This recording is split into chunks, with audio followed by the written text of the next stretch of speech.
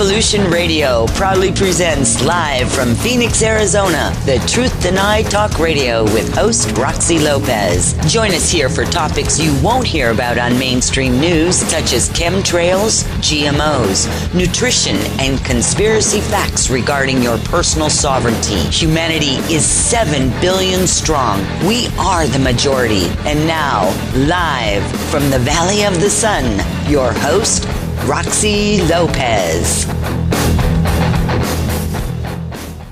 Welcome to another great edition, as I must say, of the Truth Denied Talk Radio. I'm your host today, Roxy Lopez. I see all of you in the chat. Thanks for joining us. You know I don't participate in the chat, but any questions that you have during the course of this show, by all means, put them in the chat, and our lovely producer, Tones, will get that information to us so that I can get it to the guests. Today's show is going to be astounding. I have a few questions for you before I bring on my guests. Let me give you a little insight what's happening in the world around us. Some of you may be in the know, and some of you may not. The term alien abduction or abduction phenomenon describes subjectively real memories of being taken and subjected to complex physical and psychological procedures, apparently. Mainstream science rejects the claims that this phenomenon literally occurs as reported.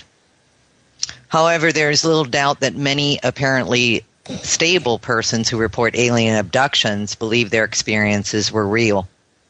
As reported in the Harvard University Gazette in 1992, and this is important information for everybody, Dr. John Edward Mack investigated over 800 claimed abductees and spent countless therapeutic hours with these individuals, only to find that what struck him was the ordinariness of the population, including a restaurant owner, several secretaries, a prison guard, college students, a university administrator, and several homemakers.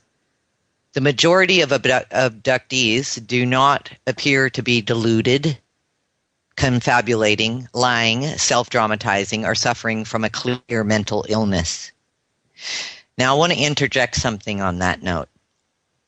I find that in today's world, in my own investigations of anything from chemtrails to the UFO phenomenons to UFO abduction cases, or alien abduction cases, if you will, Morgellons disease, anything nutritional, for instance, those who are eating GMOs and getting sick with IBD or having their gallbladders removed because of the toxicities.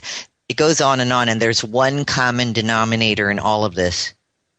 Doctors prescribe psychotropic drugs to these individuals. Why? Because they think they're crazy. And I can assure you that those of you who are listening to this show today, there is a reason for that. So I have something that I want to ask you. You do not have to answer this out loud. Just think about it. Before I bring my guests onto the program tonight, these are the important questions I have for my listening audience. Have you ever seen movies such as Close Encounters of the Third Kind, The Abyss, or recent blockbuster shot in Nome, Alaska called Knowing? Have you ever had a UFO sighting? And how did it make you feel? Have you ever dreamed of alien encounters? And more importantly, have you ever had what you consider alien contact for yourselves? And how did that make you feel? If you've answered yes to any of these questions, then my guests today are going to hold great interest for you. My 4 guests are involved in something extraordinary called the Experiencers Project. And I'm going to bring them onto the show. Their names are Jim O'Connell, Christina Knowles, Janet Ingham, and Bobby Ledford. Please give them your special attention today. what they have to say is extremely important, and how they conduct their business is also extraordinary. We are moving into a new age, people, of openness, awareness, and the veil's coming down. I want everyone who is listening to this show today to be comfortable, grab a cup of coffee or tea or whatever it is, maybe grab a notebook and a pen, because I think that this show is going to be extremely enlightening for anyone who's listening. And I'm glad you're here today. So I want to thank you for joining us today. So I would first like to introduce all of my wonderful guests to the program. Jim O'Connell, how are you doing? Are you with us on the call? I'm doing very well, Roxy. How are you? Excellent, thank you. And how about Christina Knowles? Are you here with us? Okay, I don't. Yes, I'm here. Sorry. There you go. Unmute. There you go. Janet Ingham, are you with us? I am. Great. And Bobby Ledford. Yes, Roxy, I'm here. Thank you. Thank you very much. And I want to just extend a warm welcome to you all. I thank you for your tenacity, your courage, your work, your passion for what you do, and the safe house that you have built for those who are in great need of not only sharing their stories, but sharing them with openness. And you guys are just doing a fantastic job. I'm privileged and honored to have you on the show. So, Jim, in starting with yourself, can you do us all a favor and let us know, what is the project? What is the Experiencers all about? And how did you come to find this project in your own life? And what does this project mean to you? Sure. Let's just say this goes back. I've been involved in alien contact for the better part of my life, Roxy. These beings they've made themselves kind of known in a number of different ways. I went through the early days where this was kind of the dark, spookier thing that a lot of people experience, where you're being taken from your bed at night. But I've evolved with this, and it's become the most amazing situation a human being could find themselves in, because everything that they seem to involve me in, or things that they seem to want to teach me, have all fallen into one of three categories. It's either mystical, magical, or miraculous. And the Experiencers team and the Experiencers television project was really an outgrowth of that. And as much as I'd like to take credit for all of it, I would pass that credit back along to my extraterrestrial contacts, because there was a time when these beings specifically said to me, seek out those like yourself and then look within. And that's when I knew there's got to be things hidden in the memories of all of these experiencers, a clue, it's something, it's a fragment of information.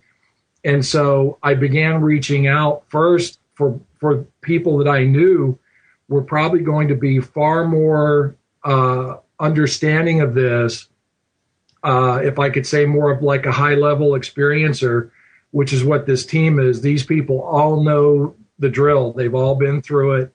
They understand it well enough to where they can also work with other people who are new to it to assist them and to seek out this additional information. And it was kind of a funny thing. It was like, while I was doing that, I hit a tipping point where I knew, okay, I can't do just that. I can't just assemble the team. I also had to start seeking out people that had stories that they wanted to share. And this thing just exploded on me at one point. And that's when this team really started to take over. And I feel like everybody's done so much to really help us bring this into reality, because now we're working in collaboration with the John Mack Institute, which has been a phenomenal thing for us in terms of giving us additional credibility. And as far as how I feel about all this, it is amazing and miraculous. I feel like that I don't know what my life would be like if this weren't there any longer. I think I would grieve it if it were to disappear. Of course you would, and that's a wonderful introduction to this. And again, like I said, you guys have become the safe house, in my opinion, and people need that. People who have had experiences of any kind in relationship to ETs really need that personal encounter with you and your team. So I certainly appreciate it. And I'll come back to the John Mack Institute question in a moment, because I want the audience to understand how important and accredited that particular institution is, and its studies and what it pertains to for you. I'd like to bring on Christina Knowles. Christina, welcome to the program. And how did you get involved? Hi, thank you, Roxy. I just want to say it's definitely a pleasure, and thank you so much for this opportunity. It's really an incredible journey. Again, back in March, just as Jim was talking just now, I was thinking about so many of things that he said that hit home. I remember a time in my life where I wasn't involved with the topic of ufology at all. In fact, I had grown up in a childhood that had very heavy religious influences, where any question of even, could it be possible that there is any kind of life form in the universe was absolutely shut down. Any dialogue about UFOs, I remember back in the 70s and 80s seeing things on TV, and my parents just shut it down absolutely. It was like, nope, not even possible. And so I didn't really have an interest. I can say that. I did not have an interest. I went on with my life. And then in March of 1999, long story short, I had a sighting. And that was over Apple Valley, California in the desert. And long story short, it was 3 other friends that I was associated with at the time. And we all had this sighting at the same time. And then the experiences started to occur. So that's really what got me involved. And I started to go on this quest, this just looking and searching and trying to find others like myself to make sense of what the heck was going on. And so it did interrupt my life considerably. And I found that over the years that it has completely shifted and changed in direction considerably. But what's amazing about that is that, again, being able to meet people like, for instance, Jim O'Connell, it's such a blessing. Like what he said earlier, that he wouldn't change a thing, that's exactly how I feel. This is the life, finally, that I was meant to live. In that other words, I could take something that's highly controversial and that I didn't even get, and I still admit I still don't totally get what's going on. I don't think any of us do, really. We can. The research only takes us so far. We're trying to get our hands around it. We do know a few things, and that is it's extraterrestrial, and I think we know that absolutely without a shadow of a doubt. So it's just a wonderful honor to be here today and even talk about this and to be able to open up and hoping that others would feel comfortable to kind of explore within themselves and their own families and to be able to do the same. Absolutely. Yeah, that's great, Christina. You're very welcome, all of you. Again, it's an honor. Let's bring on Janet. Janet, are you with us? I am. Great. And so thank you for joining the show today. And what would be your interest in all of this? How did you get involved with the team? Well, my being involved with this team actually has a slightly different twist than the rest. I actually have both the spiritual encounters as well as the ET encounters. At the age of 6, I grew up in a very abusive home. And I was given guidance by a full-body apparition spirit, which I grew up with, and just it came to be my norm, the same as ET experiences are with the rest here. And it was about 3.5 years ago or so, and I lost my job. I'd had a stroke, and I had seizures, and I started having blackouts and injuries. I noticed that there were several times when I would be laying on the sofa and I'm going to use the word lose control of my of myself because I put my hands behind my head crossed and would just fall asleep on my back. And whenever I would do that, I would be told before it would happen, but I would be put in what I would call lockdown by ET. And they weren't here to hurt me. They told me they were not here to hurt me. That they were here to help me and to work on my body so that I would not have to live on all the medications that I was taking. And so I thought I was hallucinating, really, the first couple times that it happened. But as I was told that I would get the sensation, my body more or less said, okay, we'll go with the flow. And what I felt was like my whole body was not only put into lockdown, I could see and I could hear. I could not respond. I could not turn my head or use any body function, for I felt like it was put into total anesthesia. And what happened was I had multi-level disc disorder in my back from a severe fall I took, and I felt these two rather large, gentle hands crossed underneath my lower lumbar of my back, lift me off of the sofa. At first, I thought, okay, I must be having a dream, but it feels really, really good, and I'm comfortable with this because I felt like I had healing going on in my body. When I got done having this experience, and I thought, okay, this is enough. I'm really not comfortable with this. What I heard behind me was a lot of chatter. And Jim asked me, well, how do you know it wasn't just spirit? How did you know it was ET? And I said, because with spirit, very clearly, I have all of the gifts. I can hear, I can see, I can sense, I can feel. They touch me. They're here. I always knew the difference. With ET, what I felt like, most of my encounters were here at the home. However, I have had and heard the sightings of ships hover above my home, both here and in Maine. A sound I can't even explain. It's just like a loud humming noise. It vibrates through my entire body. And I know that when that happens that I will have these encounters, but they're encounters of healing. When I ask them to stop, they do. They very gently said, as you wish. The anesthesia that I felt kind of went away, and they very gently would place me back down on the sofa. What I would hear in the back from ET versus spirit was numerous bodies or beings, ET, enlightenment, by hearing chatter but not voices, almost like they had lots to say, but they didn't really want me to hear what it was. So to me, that's the difference. And then it started to grow. It started to happen more and more and more and more. And then I realized, without having thought back at any of those experiences, just this summer, oh my God, my back hasn't hurt me now going on 3 years. What's going on? Well, I went and had an MRI, and they told me there's nothing wrong with your back. All the discs have been healed in your back. I don't know what you did. Maybe you fell, maybe you slipped, maybe they went back into place. I know what happened to them. And that's not the only thing. When these encounters happen, animals are very sensitive to what I believe any type of spiritual or ET encounter.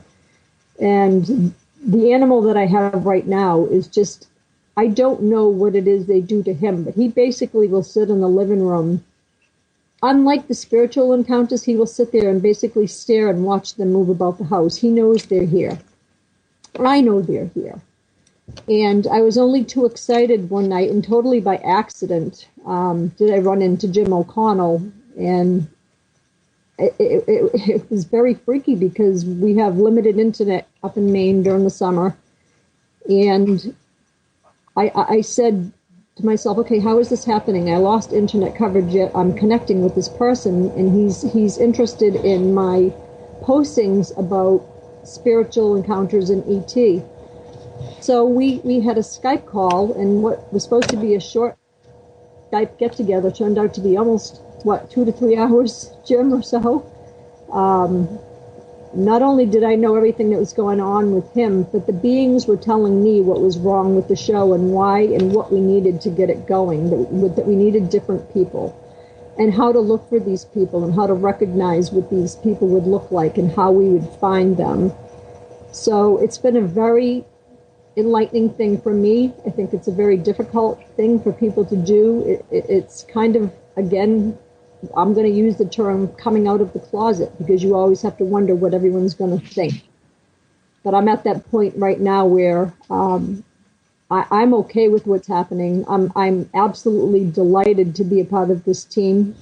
And wherever it goes, wherever it takes me, I think it's going to be a thrill of a lifetime just to find out all about it.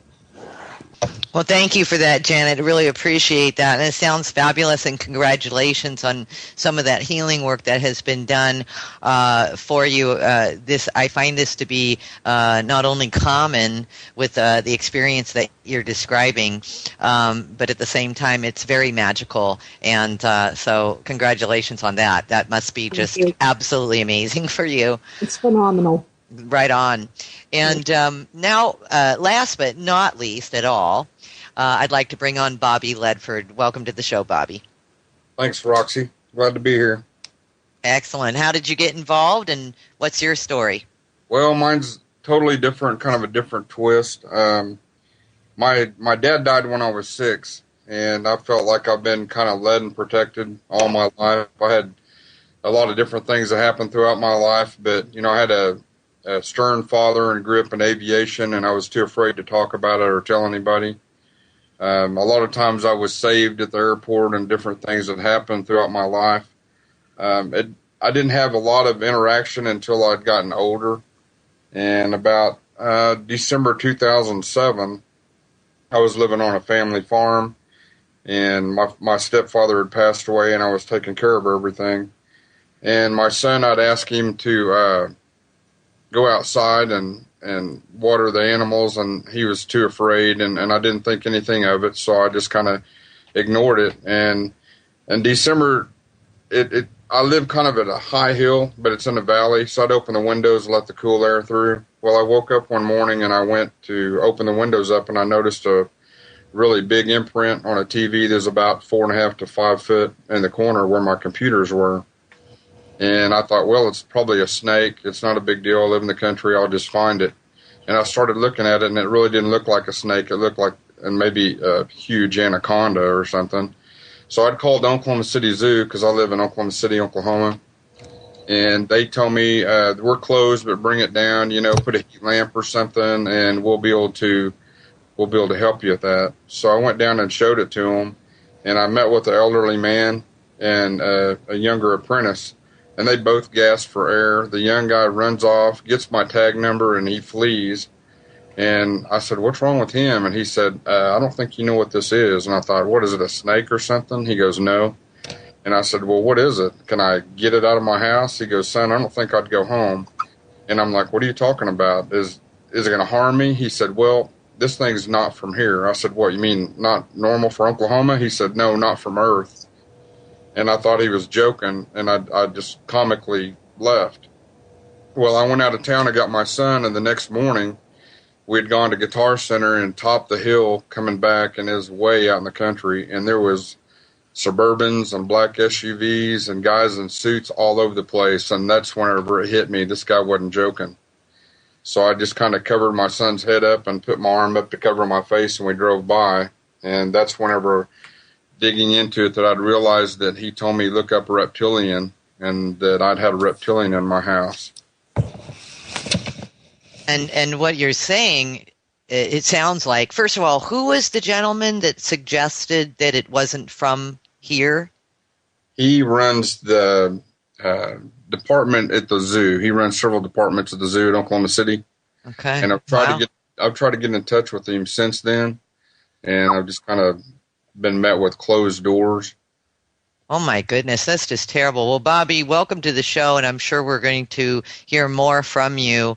We're coming up on a hard break in a second, but I just want to say when we do get back from that break, I would like to go back and start with Jim again and speak a little bit about the credentials of the John Mack Institute, how the Experiencers Project is linked to that John Mack Institute, and how important it is for the not only credibility of your project, but the bigger picture. So when we get back, we're going to talk about that. We'll be right back. This is the Truth Denied Talk Radio. And as promised, when we came back from the break, Jim, I wanted to ask you about the relationship to the John Mack Institute. Maybe we can talk a little bit about what exactly the John Mack Institute has been doing. I know I gave a little bit of that information at the front of the show, but I'd rather hear it from you.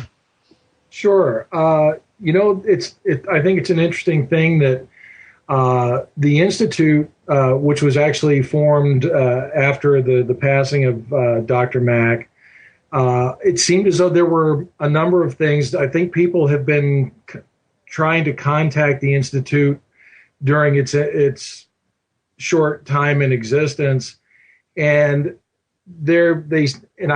I understand why they do this, and I think it's been very important. They've been very picky about, okay, what projects do they want to align themselves with? Because ultimately, like with us, we feel as though it's a real honor, and it's important to us to make sure that we respect the work that Dr. Mack did, and that we follow in those footsteps.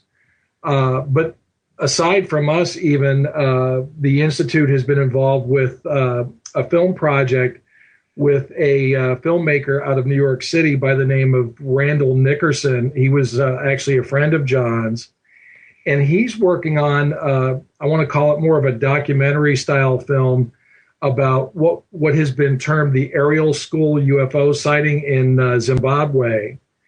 And this was a huge sighting many years ago by a group of school children. And it was so fascinating because these children, all their stories were identical as to that they saw this landed spacecraft of some sort, and that there were beings actually on the ground at the time.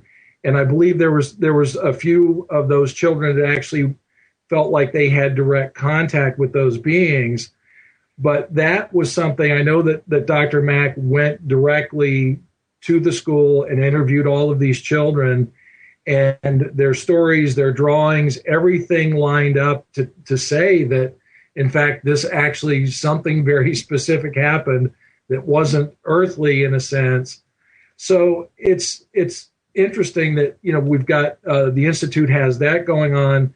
One of the board members is actually working on sort of a follow-up to Passport to the Cosmos. So it's interesting to see that it's as if the work of Dr. Mack is being kept alive, and it's growing all the time. Which is excellent. And it usually happens that way, doesn't it? It happens in so many different genres. It's not even funny. So your story is just so amazing. Now, how about the actual project that, and congratulations, by the way, that it looks like you may be going into, television, or at least have a series. And I think we need a series like what you have spoken about with me anyway, outside of the airtime here. The integrity of this group, all of you, is astounding. And I think that what you are bringing forward is evolutionary in the sense that you're not trying to fearmonger. You're not trying to make anyone afraid. Again, the word safe house comes to my mind, a place where it is safe, and you're not going to be databasing and selling it to the military or the government, et cetera, et cetera. This is a home put together by all of you with experiences to share with others, so that, and it sounds like because of that integrity, because of that motive, you were telling me the other day that your phone just hasn't stopped ringing off the hook. Yeah, that's, Roxy, I've been doing this for the better part of 20 years. And as my wife will attest, I've been on the phone late nights, people who contacted me through word of mouth that they were looking for anyone they could talk to that would understand their situation, their encounters, and someone who would treat them as if they weren't crazy. And I think I learned early on that this is this is something that you have to be extremely careful with, because these people trust us, and you can never violate that trust. And if you operate in that manner, they will open up and they will give you the most amazing stories and share with you. So it has become a community.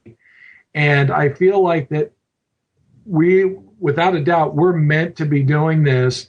And yes, I mean, we've been very lucky, and we've had a lot of interest. We've been working with a producer through Ridley Scott's company that's been kind of trying to push our project along. But then through connections of Christina's, she felt that we really needed to reach out to some other people.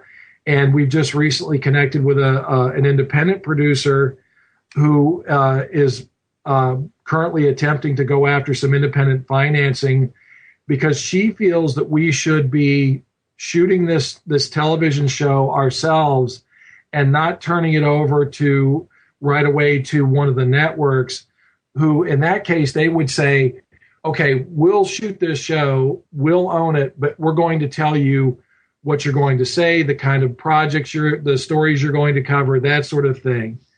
Whereas this independent producer fully understands all of us and knows how important it can be that if we can finance this ourselves, that this show can be what we want, what we feel is important.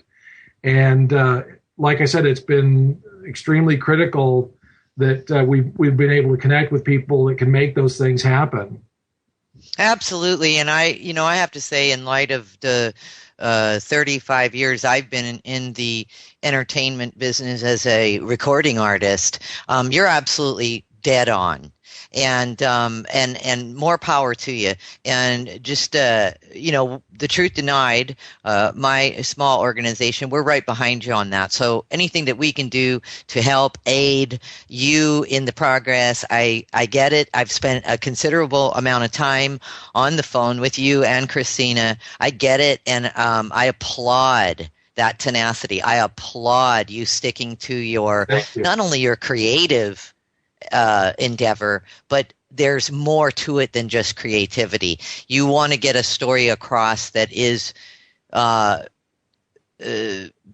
a shadow of a doubt a safe environment for those coming forward. So I applaud you. I applaud you, absolutely, all of you.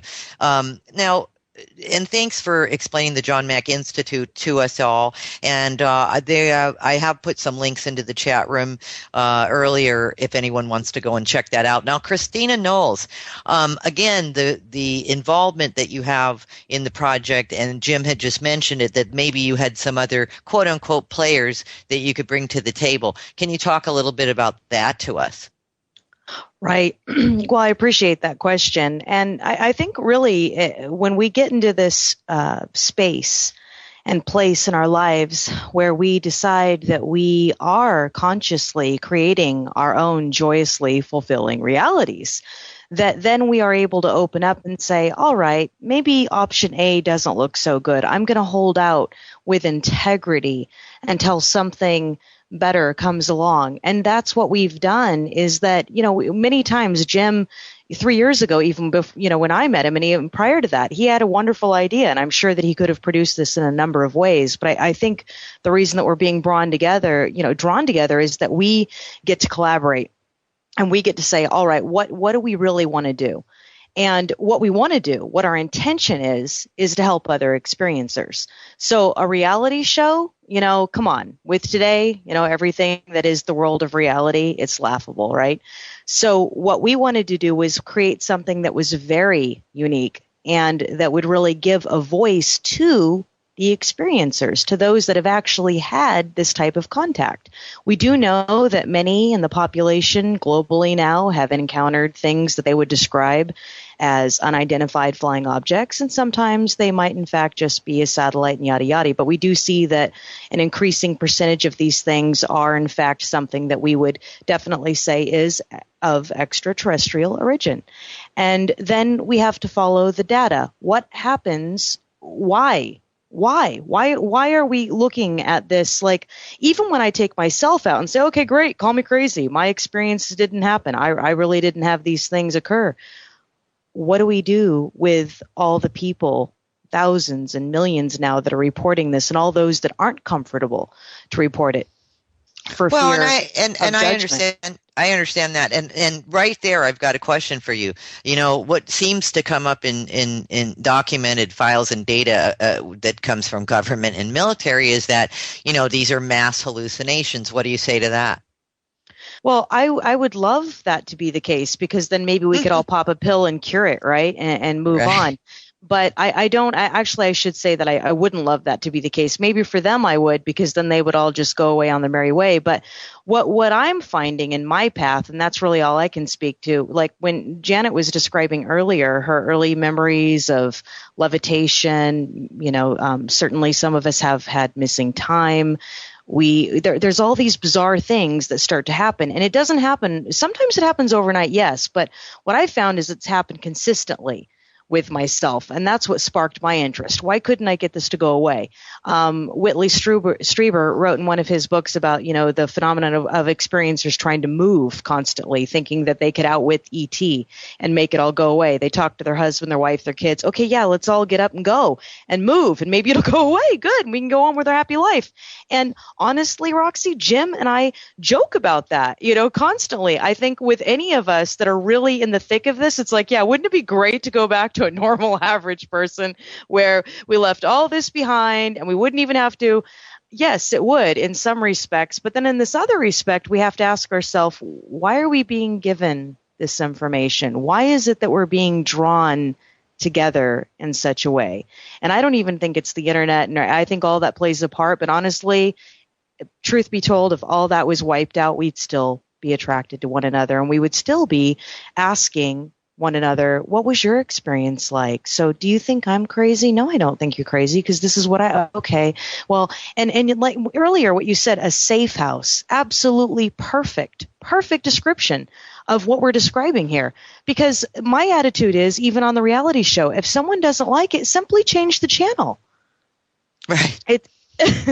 Right. Yeah. Well, and you know, you're saying a lot too as far as crazy goes. You know, I've never heard the word used so much as it has been in the 21st century. I mean, it's a word that everybody uses, and they ask themselves constantly, am I crazy? Is she crazy? Are they crazy? Oh, those people are crazy. I mean, we hear this language all the time. The bottom line here is, and you're making it the point very clear, what if crazy turns out to be the reality, and those who don't get any of this are really turn out to be the crazy people? How's that? There you go. In other words, those who are buying the lie, that would be considered crazy. Those who are in the know, you know, and I think in this paradigm shift, we're starting to see a lot of that. So I'm excited about it, and I'm excited about the show. I'm gonna get over to Janet here in a moment. But Christina, when we come back to you and Jim a little bit in a few minutes, actually, I'm going to have another set of questions that I'm really interested in. I think that the listening audience will be interested as well. Janet, back to you. This healing that took place over time, yes, which I think is fabulous. And if anybody knows what spinal injuries or spinal discomfort's all about, I would imagine you were at a point of chronic pain. I was taking Vicodin every day. Good for you. Probably 5 years. No, I've since gotten myself off it. I actually got hooked on it. But since I've had this healing, I realized I don't need any of this medication. Because of the seizures, the stroke, the back disorders, all the things that I've been through, thyroid surgeries. I recall even being prepped for the thyroid surgery, being told that I didn't need to have that surgery. But then I thought maybe I was hallucinating. I was in a dream state. How could I be getting this message when my doctor very clearly told me that I have an 80% chance of thyroid cancer on both sides of my neck, and that it needed to come out. But I have to tell you that since I've had the back surgery, I often wish I could go back to that day and maybe have stopped that just to see where it would have gone. One thing I did forget to tell you, during the levitation periods that I had, this would start about 3 o'clock in the afternoon when my husband would leave for work. And I did notice, after several times of it happening, that I lost several hours of time. It would be 8 or 9 o'clock at night. When it felt like 10 minutes to me being on the sofa. So yes, there were several hours of lost time. I've also been taken out of the house. I am speaking foreign languages. They're teaching me in my sleep. I have them point to the walls. For example, in February, we went to Las Vegas. I thought I was losing my mind. We'd had a few drinks, but I can assure you it had nothing to do with the drinks. My husband had fallen asleep. It was about 2:30 in the morning. And all of a sudden, this sensation came over. The one I was aware of here came to me in Vegas. I had been on my feet all day. My back really hurt. I was told to just relax and that I was breathing shallow and that I had forgotten how to breathe. So they showed me how to breathe. And then very clearly they pointed to the wall behind the TV. And it was a big wall, and all of a sudden, it was just turning into a light, a mural of light, orbs, colors I've never seen in my life, just swirling all over the wall. And so I got up curiously, and I looked out the window, because you're in Vegas, you expect to see the lights coming from outside. Well, there were no lights on the side of the building we were in. So being really excited, I tried to wake up my husband to have him look at the wall. Well, he didn't. I sat there for about 3 hours, and I watched the wall as they pointed to it, and I watched. And as I watched the wall, I realized when they were done that I was no longer in pain, and that I was able to sleep every night since then. I've whether it's been away at camp or here, it doesn't matter. My nights of sleep are wonderful. I am totally without the sciatica pain. I am totally without the back pain. I no longer have the migraines. I went from taking 21 pills a day down to taking 6. And this is without the help of a doctor. I haven't even seen my doctor for over a year. I've lost 41 pounds. I feel wonderful. I feel transformed. I'm more than excited to come out and share this. I'm so excited. And again, I agree with Christina 100%. That was one of the first things I said to Jim. You know, everybody's afraid to go out and take this leap of faith and just do this wonderful thing, this wonderful show.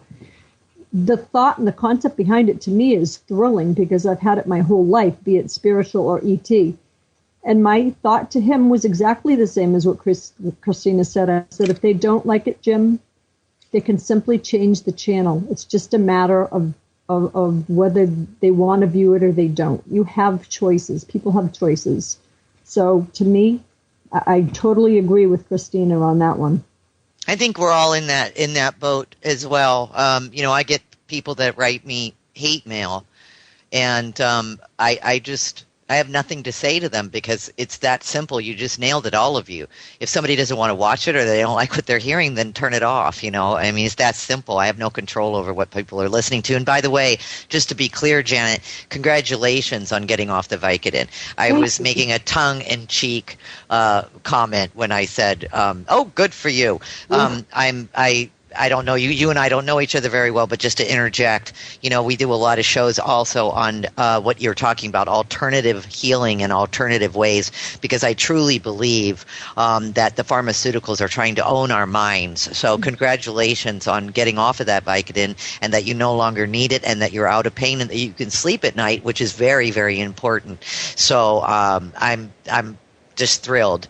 And I know that we're starting to get questions in from the chat room, but before we go to the next break, I have to sneak Bobby back in here. So Bobby, I've got a question for you about that reptile. I haven't forgotten. You just painted a picture in my mind.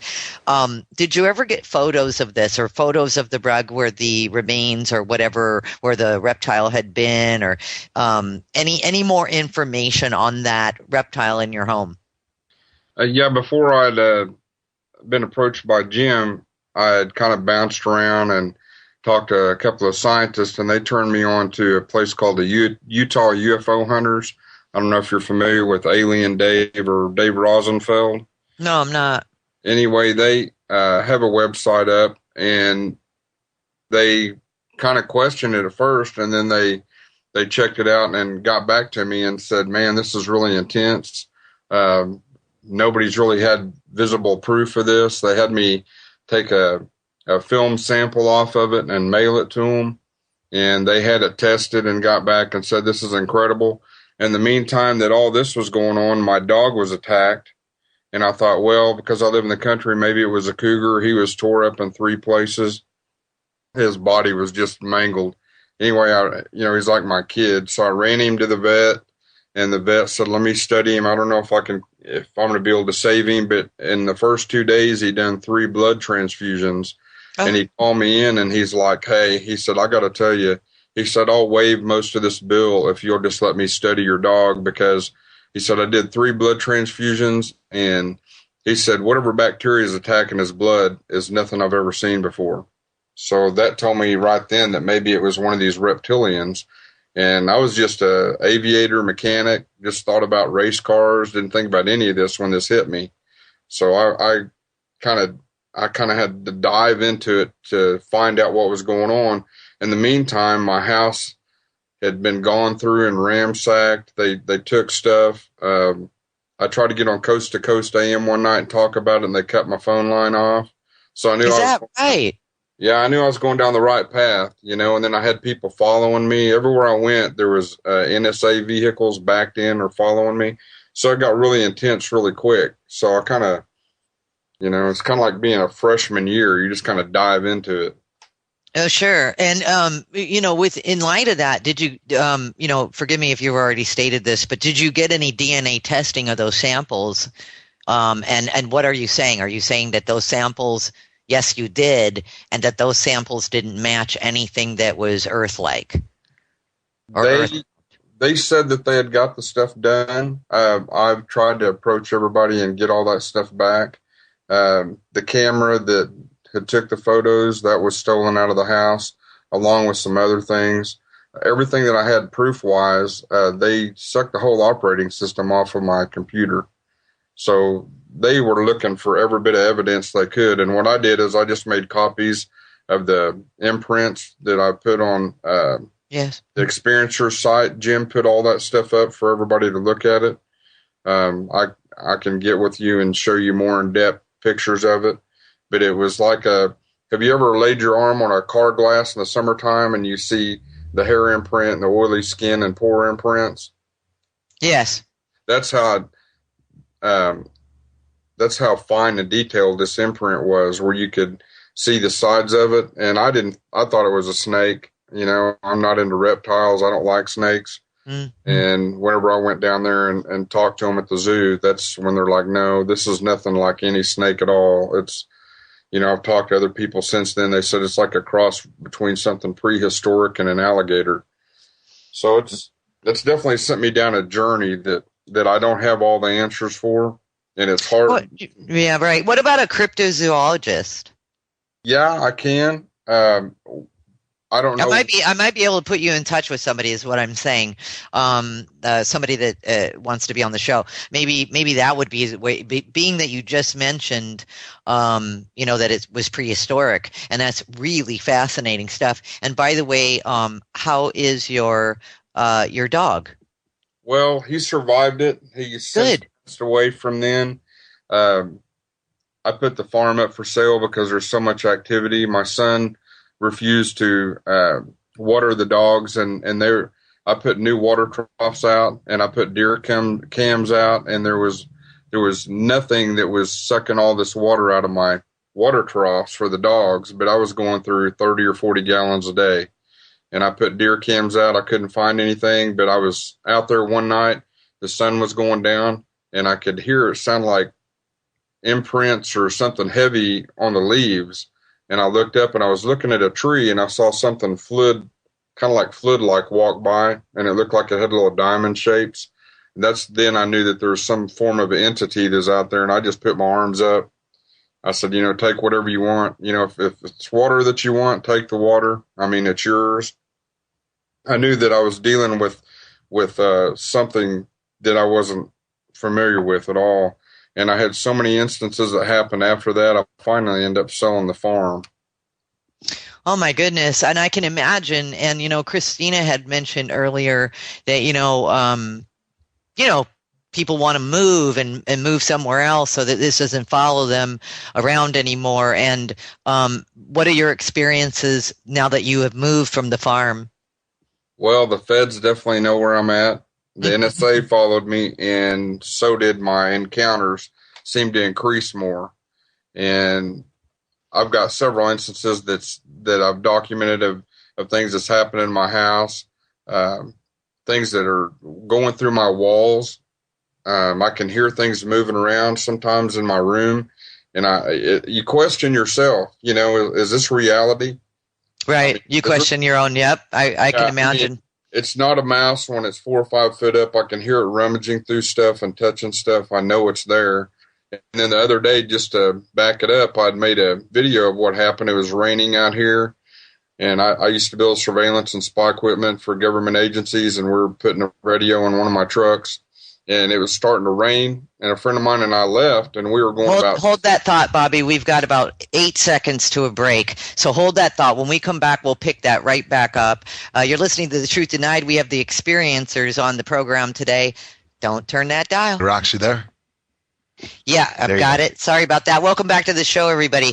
We are at the top of the second hour. We are speaking with the group who has put together something called the Experiencers Project. For those of you who are just tuning in, we are speaking on some very deep and very interesting, real subject matters, and we do appreciate all of the bomb questions coming out of the chat room, and we will be getting to them during the break.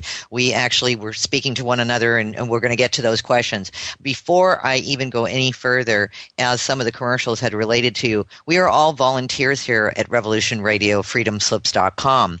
I want to give high kudos to the owner, Hawk, who dedicates his life to putting together certain hosts like myself, thank you very much, to educate the public. So I want to appreciate, I just want to give him appreciation. And yes, we are listener funded. So if you are and capable and would like to keep us on the air, of course, just go to freedomslips.com, and there are donation buttons, and you are welcome to contribute. Any amount is fine if you can afford it. Again, I'm a volunteer, and everyone on our shows that come, all of our guests, take time out of their busy schedules, such as the 4 wonderful guests I have on the show today on the program.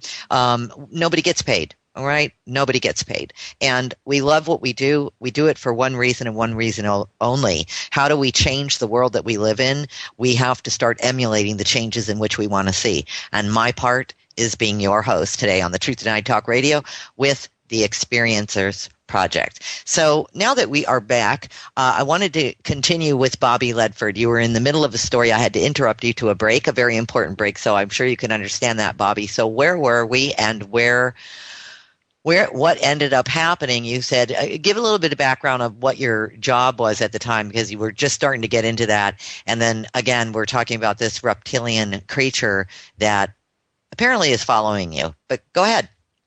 Yeah, I grew up in an aviation background, and I'm all about power plants and engines and anything that makes something propel. But I used to build surveillance and spy equipment for government agencies, so I'm really into radios and converting ham radios, making radios the best they can be. But the other night we had some much-needed rain in Oklahoma City, and we'd put a radio on one of my trucks. It just pulled out and was going down my street. We probably weren't going more than 7 or 10 miles per hour. And whenever something hit my mirror and exploded my glass off my mirror, and that's when I stopped. We got out, we looked around. Whatever it was had to have been 4 foot tall, but there wasn't anything around. And we're just dealing with entities that we can't see, a lot of them. And it was definitely a awakening, kind of freaky, you know? Oh, sure. I betcha. I mean, even the way you're describing it kind of gives me goosebumps, you know what I mean? Listening to something like this, because I don't hear stories like the one that you just told. So it is kind of freaky for sure. So thanks for letting us know. And I can imagine, just really quickly, Bobby, how many people who have you shared this story with, maybe close friends or family, do they believe you? Yeah, my family didn't believe me in the beginning when all this was going on, because I ran the farm by myself, and my mother lived in town, and I really didn't say a lot to anybody. My son was 12 when all this happened. Now he's 17. But my mother had told me, she said, there's something really weird going on. And I'm like, what do you mean? She goes, well, there's somebody standing outside of our house smoking cigarettes at the mailbox, just glaring in the house. I knew then that someone was watching her. That was probably watching me, so the government's definitely involved. There's a lot of people that are having sightings. They're being enlightened, maybe downloaded at night, and they're just too afraid to come out and talk about it. And that's why I wanted to be, when Jim had approached me, I couldn't believe it. I was like, wow, this is just too cool, because this is what I'm doing too. I'm trying to interview people that have had these occurrences or instances, and they're too afraid to talk to anybody. And then Christina and I met briefly over the phone, and we just connected. We didn't have to explain it to each other. We just knew that I knew that she knew what I was talking about. Yes. And we all just connected, and that's what the Experiencers is all about, is giving them a voice where they're not ridiculed and they're not led. We're not here to coach anybody. We're just here to let them speak, without being condemned for what happened to them. That's what the Experiencers is about. Thank you for saying that, Bobby. I think that that answers one of the chat room questions, which is, should contactees contact experiencers, and why? I mean, you just basically gave the reasons for that, because it's safe to do. You don't have to. You can just connect now with somebody who doesn't. You don't have to explain every minor detail for it to be believed or not believed. And as you described with your relationship with Christina, and I imagine that all of you, Janet and Jim included, you have that special sort of tapping into one another from the first phone call. And so I would think that answers that question. And do people lose or gain weight after a UFO abduction is another question. Any one of you can take that question. Go ahead, Jim. Oh, thanks, Bob.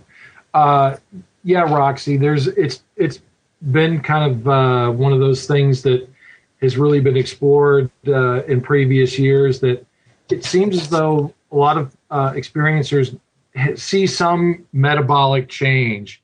It could be a change in body temperature. It could be a change in sensitivity to electromagnetic things.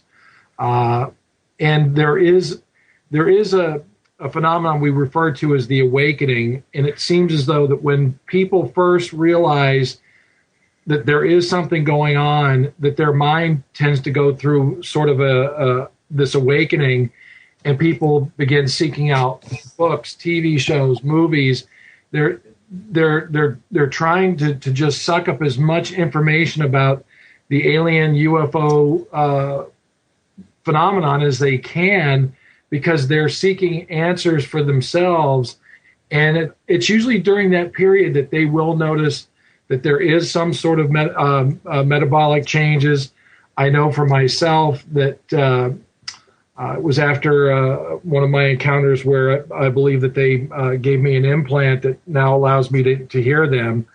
I also noticed that when that implant, if you want to call it that, would become active, I would find that I would get a weird headache behind my left ear, but I would also become extremely tired. And I think my take on that was, they wanted me to be in a state where they could make contact the safest, and that was to get me to go to sleep. And they didn't care what time of the day or night it was. But yeah, there's a lot that's associated with this. Sure. I can imagine that. And just to reflect the chat room questions again, that they're pouring in. So another question is, how does a contactee know that their dreams weren't dreams? Who would like to take that? Well, I certainly can answer to that. Thank you, Christina. You got it. What I found really interesting about this is that around the time that I started to experience contact, and well before that, I had always kept a very detailed dream journal. And I was very into the researching of the meanings and, what did it mean if I dreamt water and blah, blah, blah. And a lot of times the definitions wouldn't really fit, but I kept digging deeper. When I got into the ET, I would say as an adult, interaction in March of 1999 and thereafter, it was like hyperspeed. And what I can say is that I think that what they have the capability of doing is making something appear as if it's a dream so that you can digest it. And then over time, you'll realize that that was really you taking a part in the experience. And that is way more powerful than claiming to be a victim or a martyr in this and saying, oh, I'm being abducted. We're talking about cases where people are wrapping their heads around it and saying, all right, I get it. And I get that planet Earth might not be ready as a whole yet to accept it. And we have different governments, not just the United States, but we have, of course, interaction globally now. And we have become a very much global community, and we're sharing information and data and thoughts. And so we're able to kind of open up that question and say, why me? And I don't think that any of us it's not really a matter of, oh, you were chosen or any of this. I think what's happening here is that with the dream phenomenon, they're giving us a glitch, like a screen memory. So you think you wake up and you're going along your day and you go, oh, I had the weirdest dream last night. And then all of a sudden, bam, it happens again a week later, or even biweekly, or more often for some people that are reporting. And I've had periods like that where it's like, come on, give me a break. Many times the experiencer is referred to as someone that lives in two different parallel realities. They live in the world of ET, whether that be agenda, whether that be welcoming interaction. See, that's the part that I don't always say, oh yeah, it's this or it's that, because the truth is I don't know. And I wouldn't be doing the public justice or myself if I said, oh, I have all the answers. I don't. But I can just speak from my own experiences. It definitely felt like a glitch. It was something different than a dream. It stood out, but it was kind of masked as a dream. And then I had to dissect that and say, all right, what part of this is real? What part of this did I take part in? What was the lesson? Did it help me grow as a human being? Now, did it make me lose 20, 30 pounds? No. Others might. That's not the point. I think people are missing the point. When Janet mentioned that earlier, it's just to say that was her experience.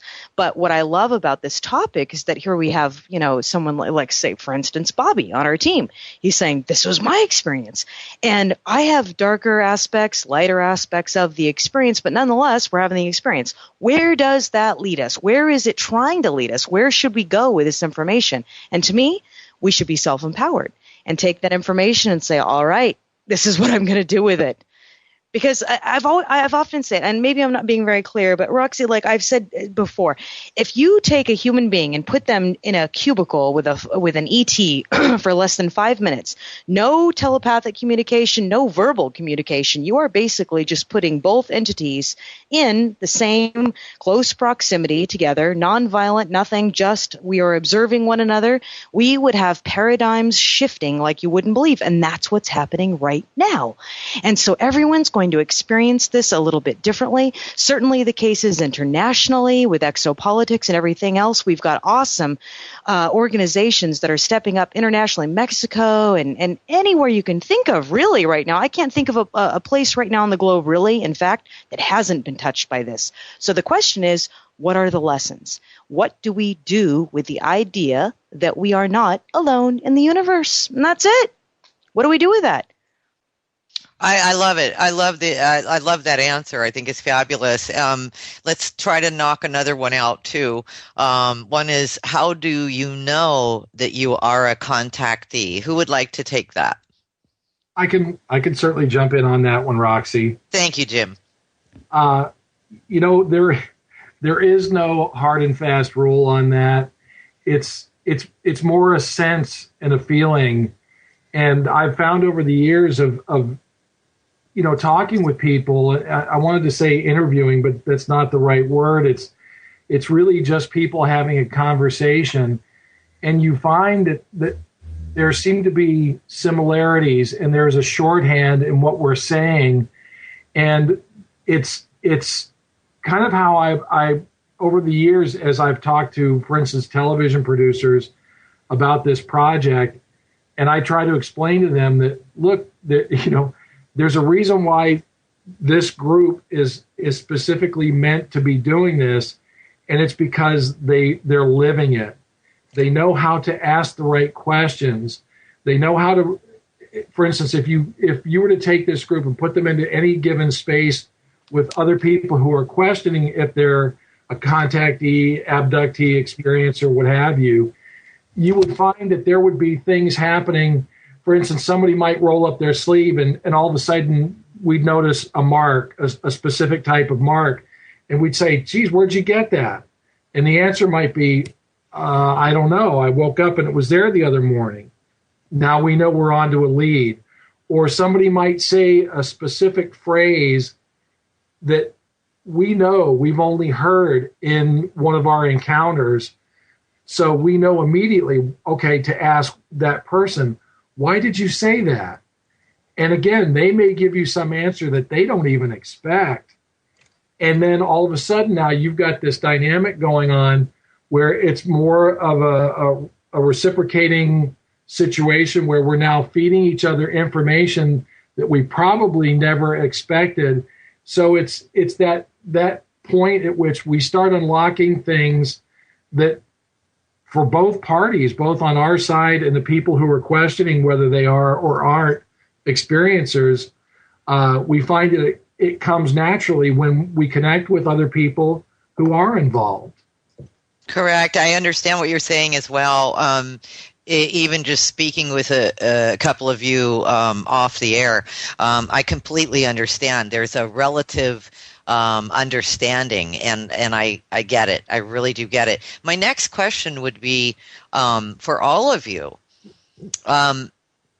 Is this happening to everyone, and just some of us are remembering, and some of us just aren't remembering yet? Is that a possibility happening on this planet right now? I say yes. Is that you, Janet? Yes, I do. So, Janet, you feel that it's happening to everyone? I do. A few weeks ago, I had an encounter. I thought it was a dream. I recall waking up with a very severe migraine headache. And in this, what I thought was dream, then I realized it was an encounter the following morning. I contacted Jim immediately because I saw him in the dream. He was directly across from me. I remember being taken this particular night. I didn't feel well. I remember being taken by resistance. And I remember him being asleep. But I remember seeing him standing across from me. And I said to him, by any chance, did you wake up with a really bad headache today? Because I've been vomiting all morning. I really don't feel well. They put something in my head behind my ear, and I saw them do the same to you. Do you recall waking up with a headache? And he said, yes. And then, we kind of joked about it a bit. And I said, no, Jim, I'm not kidding. I even saw what you had on. And I told him exactly what he was wearing. And he said, yes, that is what I was wearing. So to me, they're no longer dreams. I do know the difference between a dream and an encounter. They make it very clear for me. They show me the difference. I don't know how else to explain it. I think that many people disregard what happens to them at night. They probably do recall them as dreams, but I think if they look at them at the reality of what actually is going on, and they actually try to analyze what they saw or what happened, they might think twice about it and start paying attention to things that may happen in the weeks to follow. Because the things that I've said to Jim are, if you don't recall this, write it down in a journal. Keep a journal and make it a note of that name or this thing or that, whatever it was that we were talking about, because it's something that we're going to see, something that will be pertinent to the show. Somebody that is going to help you. And so far, I've been completely 100% on track pretty much all the way with this whole thing, including the doubt that people would have, right down to the silliness of, that people would have all the silly questions. But I do think, yes, this is happening worldwide. There are a lot of people that just don't want to come out and admit that, yes, this is happening to me. They would prefer to think it is just a dream or whatever. I don't think that way anymore. What do you all think the reason would be? I know we're going over different aspects of this over and over again, but what would the reason be for ETs or extraterrestrial beings or whatever we want to call them? What would be their reason to connect with us in this period of time, let's say, or perhaps they've been connecting for a very long time? That'd be another question. How long have they been trying to connect with us? And what would be their reason for that? What does it all mean in the bigger picture? Have you been shown any of that? I asked them why. I actually asked them why. And with me, the answer was they were very intrigued. And with me, like I said, I have a two-way story here. I have both spiritual and I have ET. The answer that I very clearly got is that they're intrigued with our minds. Their minds are very powerful too. And yes, they have been here far before us. We are not alone here. We never have been. But they are intrigued with our minds. They just want to know how they work. But not only are they intrigued with our minds, as intrigued as they are, they continue to teach us other information. We don't realize it sometimes that way. That's what I've come to learn. That's what I've been told. I think it's absolutely fascinating, and I'm getting, I guess there's a caller. The producer's letting us know there's a caller, and we've got a couple of minutes till break. So the caller, if we could just hold off a moment when we come back from the break, we'll definitely address you. Let's see, area code 562. If you could just hang in the line. When we get back from the break, we'll definitely take your call. To all of you, and how wonderful that you have all connected with one another. I just have a quick question. How long have you known each other in this lifetime? When did you all connect to one another? How long has it been? A couple of years, 10 years, 20 years? How long? I haven't known either one. I haven't known Christina or Jim very long, but I feel like I've known Christina a long time. And what's really freaky is Jim and I, we're talking, and it was kind of comical. I said, man, I cannot drink enough grape juice and eat enough chocolate. And he's like, man, me too, So I think somewhere along the lines, we're all interconnected. Maybe we're all connected to something greater, So it's like physically and mentally too. So I feel like. So in other words, like even if when you just met, let's say, Bobby, when you just met Jim, did you have the feeling that you've known him longer than you have? Yeah, I felt that we had known each other maybe through another life or something. It's like we'd been around and had grown up together, Isn't that something? Well, it sounds like you've been experiencing things together, and that's probably why the feeling of knowingness. And when we come back from the break, I really would like to get into that factor of, is it possible that you were experiencing things together in dream times, let's say, or whatever, like Janet and Jim did. And when we come back, the first thing we do, I promise, we'll take the phone call from 562 area code. You're listening to the Truth Denied Talk Radio. I'm your host, Roxy Lopez, and we are speaking with the Project Experiencers. We'll be right back. Don't turn that dial. It's getting... And thank you so much. We've got a little less than a half an hour to spend, and I just have to extend something to all of you. A high five. Everybody. Hawk, Tones, Christina, Bobby, Janet, and Jim. High five. This has gone by so fast. I can't even believe it. And just not enough time, but we've got enough time. So, oh well. Yeah, we need a 4-hour show, Christina said. Yeah, we'll definitely do.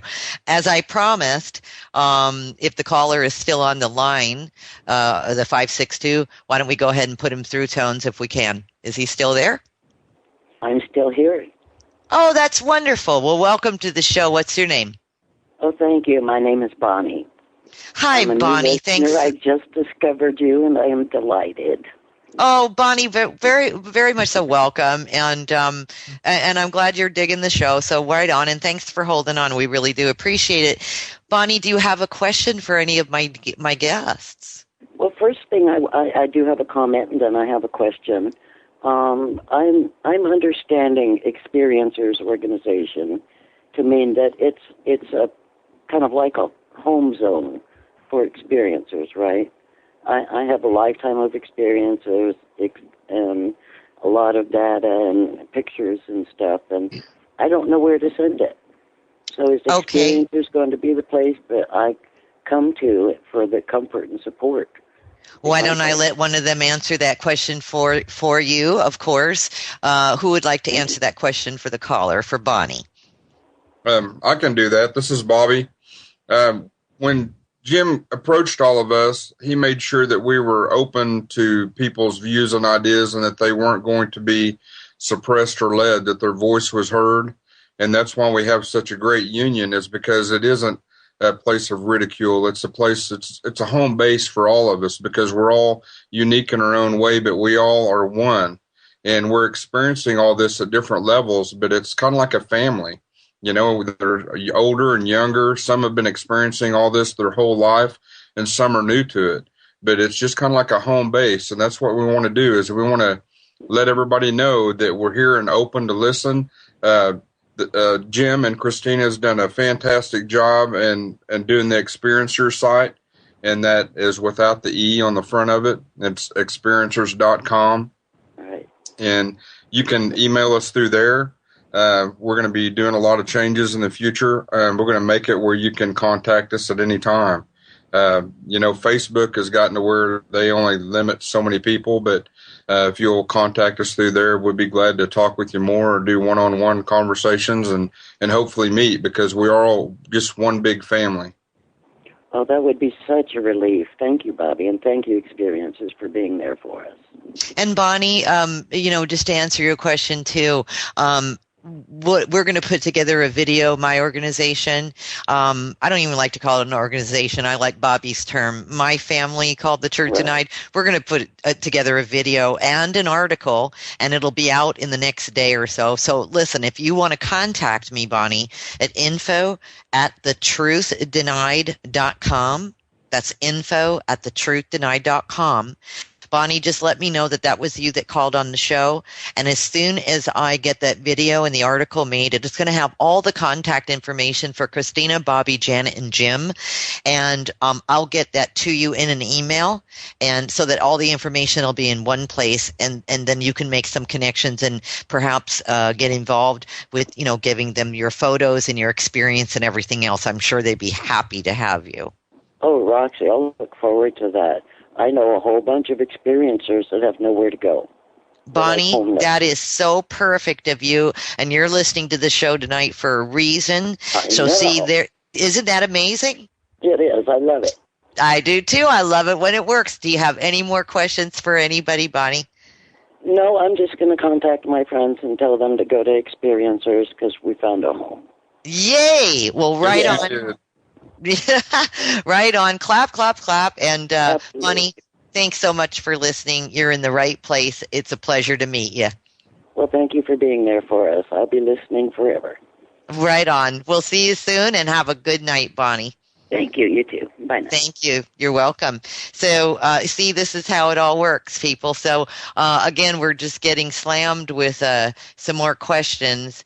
And I guess somebody has made a comment. This is Dawn, D-A-W-N. What a pretty name in the chat room. And Dawn says, well, they probably get adjustments that are needed to maintain energy around the body. These beings could have killed them, but no, they are back here to tell of the experience. These to me seem favorable adjustments. I had something similar, and not every experience is the same. People have different interpretations for each, but you can see the patterns. These phenomenal experiences, our NOR, and I'm not sure what that means. I don't know if that got cut off. Tones, can you check that comment and make sure? Because it says these phenomenal experiences are NOR. Not sure what that meant, but maybe somebody else knows what that means. Okay, so there you have it, another comment from the chat room. If anything that I'm hearing at this point, one more time, a very magical experience happens every time I get in touch with any of you, whether it's on the show or not on the show.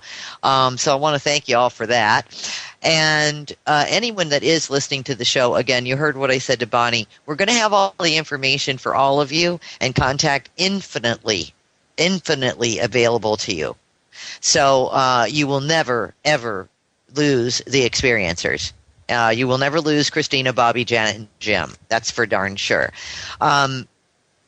Jim, I would like to ask you, how does it feel to be where you're sitting right now, to see this coming together and to be moving forward with your team in this project?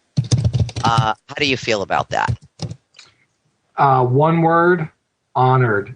It's been an amazing thing to know that people can be comfortable with sharing their stories. I feel honored that everyone on this team has trusted me and known that my goal was to lead us to answers and to understanding. There's so much to this that enriches my soul. And if I could, but before I forget, and I think that this is important too, you mentioned about the last question that came up about the fact they may be giving us adjustments and things like that. There is another member to our team, Julianne Bradley, who couldn't be with us tonight because she's currently she resides in the UK, so she's 5 hours ahead of us. Her gift, as a result of being an experiencer, is healing.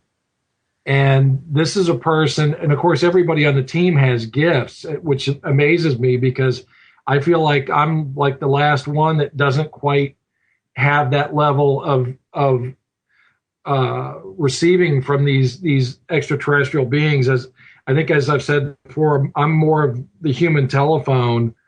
But Julianne, for instance, she's in demand all over the world, and people fly her at great expense and offer her great sums of money to do this miraculous healing. Yet she is one of the most humble people you'll ever meet. And just in that one particular case, I'm shocked. I'm actually shocked that anybody on this team followed me, because in the beginning I thought it was such a bizarre quest to take this on. But I look back now and I think how amazing, with Bobby's reptilian stories and Janet's stories. I mean, Janet seems to be plugged in with these Pleiadian beings, and she's able to tell me things that are happening with me that I have very little memory of. And Christina is just this empathic individual that seems to connect with everybody. So it's an amazing situation to be in. And also I would like to pass along thanks to the John Mack Institute, specifically to Will Boucher, who without his consideration and compassion and effort, there would be no connection.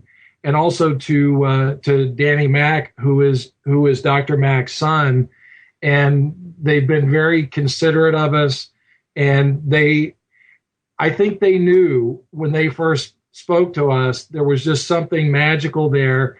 And it seemed as though they felt like, okay, for the first time, we've found some people who are really following Dr. Mack's ideas, his beliefs. And the other thing is, I'll give you one very interesting story. And I'll only mention this woman by her first name, Elizabeth. I was speaking to her recently. She was one of the first people to actually join Dr. Mack in the peer study.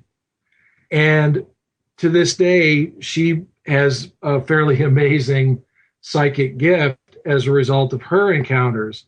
And when I was speaking with her the other day on the phone, I think I mentioned something to the effect of, yeah, we all just really feel like Dr. Mack he's guiding this, like he wants us all to come together. And Elizabeth said, oh, he does. And I said, well, see, there you go. You even believe that. And she said, no, I'm telling you, that's what he wants. And I had to pause for a minute. And then I suddenly realized she's tied into him even on the other side. And she explained to me that, yes, I hear him. It's like I get messages from him. And it was so interesting that she was able to tell me from what she is saying was the spirit of Dr. Mack, that he knew we had several offers on the table that we could use to produce this TV program.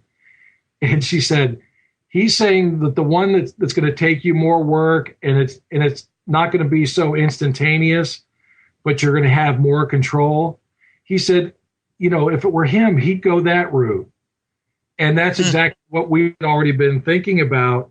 And the last thing she left me with was, you do know that one of the last things that Dr. Mack said after completing the peer study was that he hoped that experiencers would continue this work themselves. Which is fantastic. I mean, and for those that are listening, Dr. Mack was a well-known psychiatrist and an author of over 150 scientific articles and the winner of a Pulitzer Prize for his biography of T.E. Lawrence. So, Mack became interested in the phenomenon in the 1980s, apparently. And you're right, to take on the work, to leave where to continue where he left off is always the case. It's a wonderful thing. And thank God that you all have each other to continue with the work. The world's going to absolutely appreciate you and welcome you with open arms. I am sure of it. Yeah, thanks. I appreciate that. And I should also thank all experiencers, because we wouldn't be here, we wouldn't be doing this if they weren't opening up to us and trusting us. Absolutely. And that's another thing, the idea of getting connected with all of you is going to be easy. I just want everybody listening to know that it's going to be easy to connect with all of you, with their experiencers. I'm telling you, the doors are just going to continue to open wide. Now, before we had taken the break, we also, before we took the Bonnie's wonderful call, we also were talking about dreams. And do any of you, besides Janet obviously had a dream about Jim one night and described what Jim was wearing, and then Jim said, maybe I was there. Have any of you, Christina, Bobby, Janet, and Jim, have you had these types of dreams with each other, like maybe before you even met? Not me. I haven't had any that included any other team members, but I've had the same dreams of the same person. I haven't met them yet, but I've had people tell me that come up to me random places. I meet a lot of people because I'm a pawnbroker during the day and I build street rods at night. So I have two different worlds that I deal with, but I've had people come up and say, hey, man, I know exactly what you're doing, where you've been, and start talking to me about stuff. And I think that's crazy because I've had people tell me that, and I've also unfortunately had to wake Jim up in the middle of the night because my iPhone was giving directions to my house on a map, and it was like on itself, and it was voicefully saying turn right here and go proceed to what such and such street.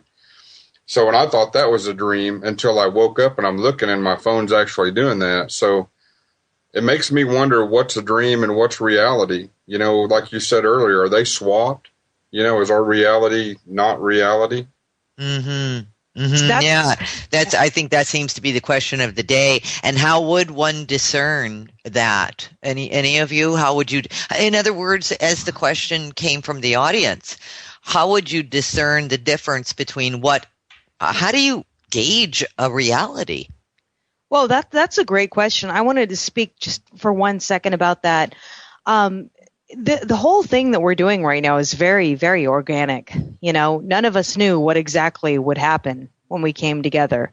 And many of us, I can speak for myself, we came together as experiencers years before. So we had these interactions, we had these coincidences and synchronicities, and we were saying, what does this really mean? You know, to us and in my life, my family. And then, of course, that's always something organically that we also have to get back to is that nucleus, you know, your husband, your wife, your kids, everything else. So, but what do we do with the information these other people are giving us? And you kind of let it resound, like this is what I do. I let it resound off myself and I say, okay, right, is it true? Is it not? What do I do with it?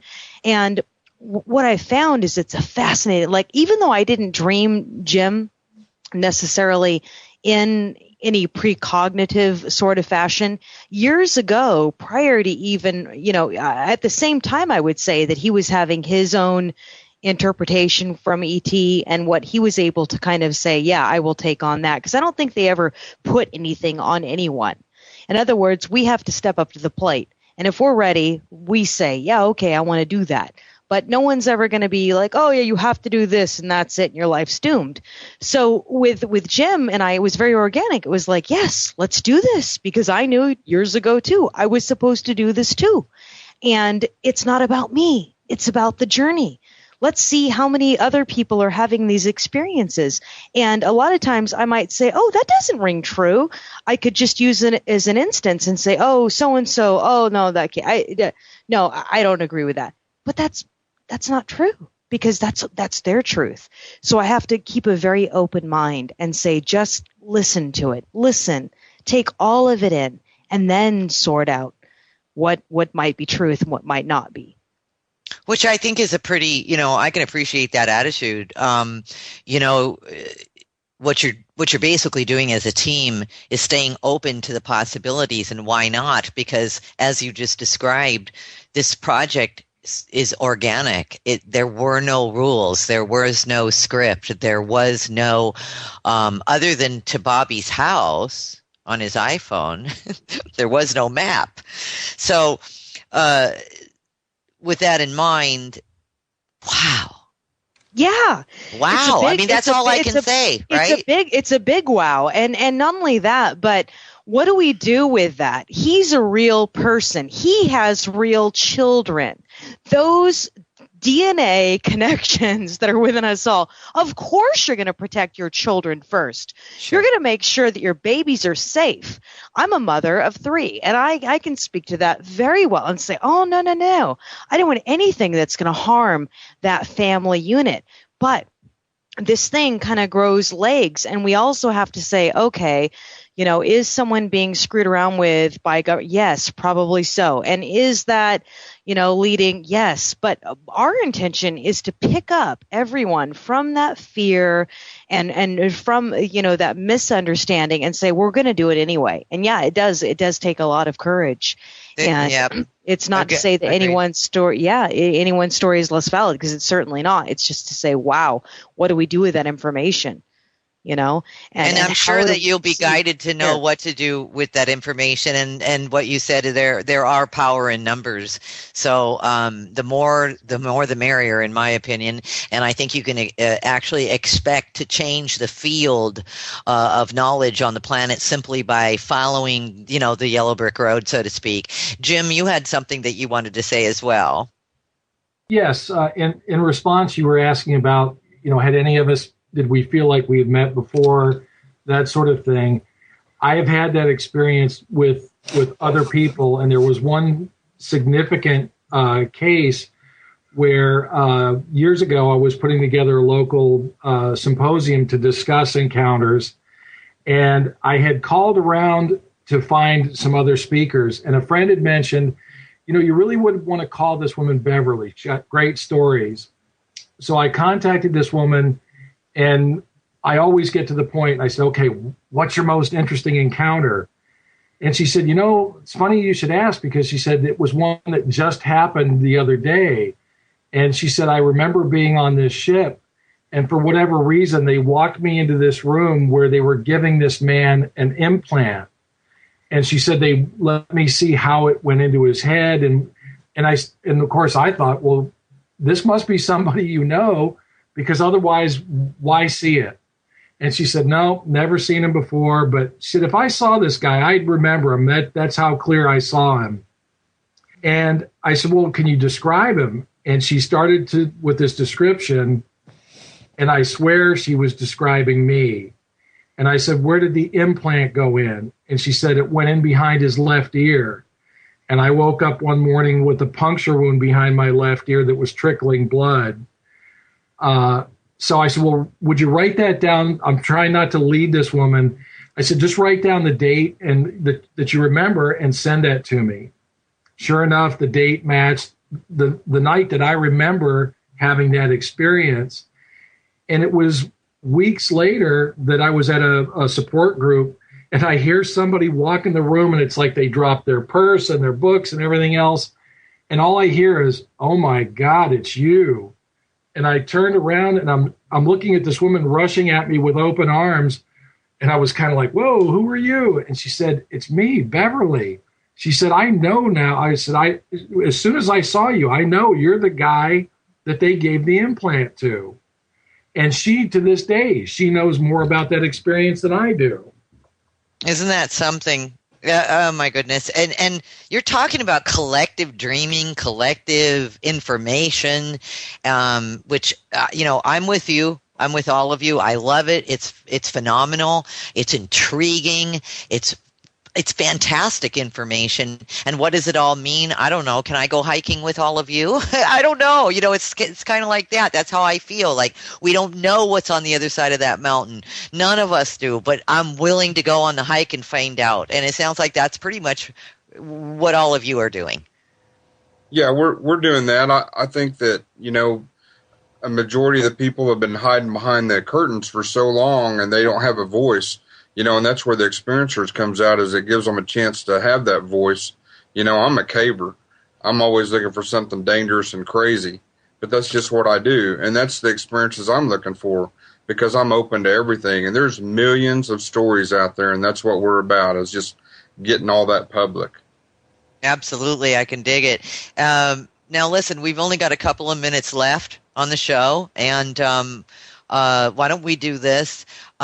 Maybe each of you, if you can give like a couple of sentences, let's say, on where you want to see this project go. I know that's a tough one, because I didn't ask you this outside of the show, and you're not prepared to answer that. But I'm going to go straight to Jim right now. Where do you see this going? Where is the project going? I think it's going global. Nice. I have absolutely no doubt. The producer that I met with in New York last week is an individual that comes from a global film and television community. And it was funny, because I was thinking far smaller and saying that, well, okay, if we could do this within the States, would be great. But she just immediately came back at me and she said, Jim, this thing crosses all borders. It's not a U.S. thing. It's happening to everybody. And I said, yeah, you don't have to tell me. And she said, well, why wouldn't you take this into other countries? And I said, are you saying right from the beginning? She said, I think we need to shoot 6 shows immediately, and at least 2 or 3 of those need to be overseas. That's great. That's absolutely awesome. I'm down to about 30 seconds here, guys. So why don't we give a website. Give out the website again, and then I'll have to say goodbye to each and every one of you. Jim, Janet, Bobby, and Christina, thank you so much for joining the show. Website, any blog site, anything that you need, give it out now, please. All right, so the website is www.experiencers, that's experiencers without the E.com. And you can also reach all of the investigators on the team, Jim at experiencers.com, Bobby at experiencers.com, that's Bobby, and then it would be Janet, Janet, and then, of course, Christina, CHRISTINA.com. Right on. And if you all can Christina, if you can get that information to me, I'll put that also in the article that we'll be doing that'll be out by tomorrow night. And if you get that information, I'll definitely do that. We just dropped it into the chat.